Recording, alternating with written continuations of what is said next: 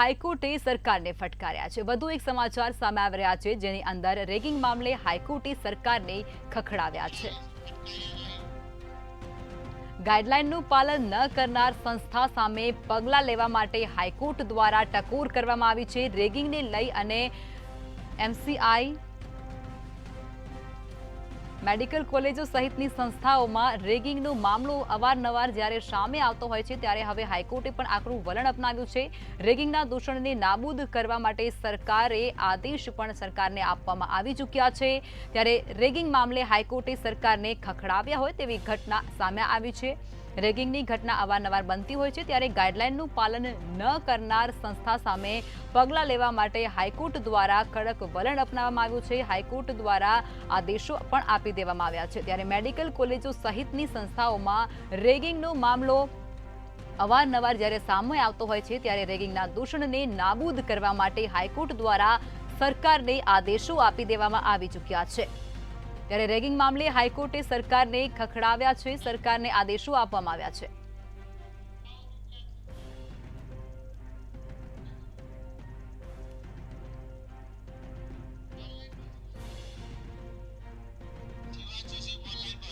તો આજ મુદ્દે વધુ વિગતો સાથે અમારા સંવાદદાતા શિવાંશુ સિંહ માહિતી આપી રહ્યા છે।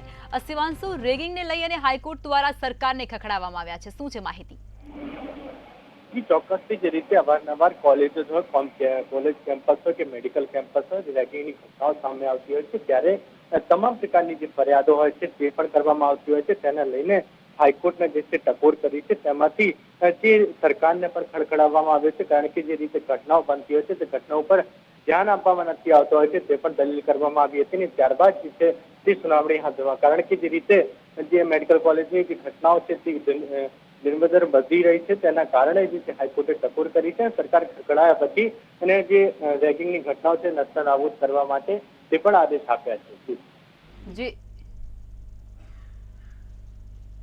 જી શિવાંશુ, જે પ્રમાણે અવારનવાર રેગિંગની ઘટનાઓ સામે આવતી હોય છે, ત્યારે આકરું વલણ અપનાવવું પણ ક્યાંક જરૂરી બનતું હોય છે।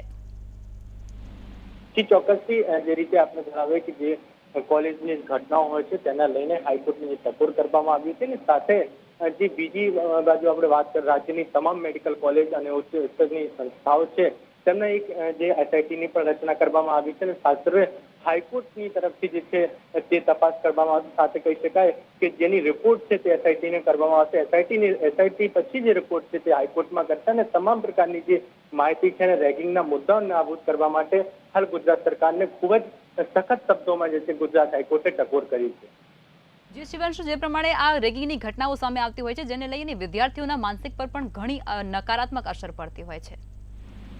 ખૂબ જ ચર્ચાનો વિષય, કારણ કે રેગિંગનો જ્યારે વાત સામે આવતી હોય છે ત્યારે તે રેગિંગની સમસ્યાને લઈને રાજ્યમાં ખૂબ જ ચિંતિતનો માહોલ બનતો હોય છે, કારણ કે જે નવા નવા વિદ્યાર્થીઓ હોય છે તે તેમના શિકાર બનતા હોય છે, અને તેના રોકવા માટે હાલ કહી શકાય ગુજરાત હાઈકોર્ટને પણ ટકોર કરી છે। તેના સાથે અન્ય પણ જે એનજીઓની સંસ્થાઓ હોય કે તમામ પ્રકારની સંસ્થાઓ પણ કામગીરી કરી રહી છે, અને હાલ જે મેડિકલ કોલેજ હોય કે ઉચ્ચ શિક્ષણની સંસ્થાઓ હોય કે સ્કૂલ્સ હોય કે તમામ જગ્યા જે છે તે હાલ એક નવી ટીમો પણ બનાવવામાં આવી છે। તે નવી ટીમના માધ્યમથી તેમને અલગથી એસઆઈટીના સાથે વિજિલન્સ પણ કામ કરી રહી છે। તેના અંગે કોઈ પણ પ્રકારની ઘટના ના ઘટે તે અંગે પણ ખૂબ જ સારી રીતે હાઈકોર્ટની સીધી ટકોર સરકાર ઉપર છે।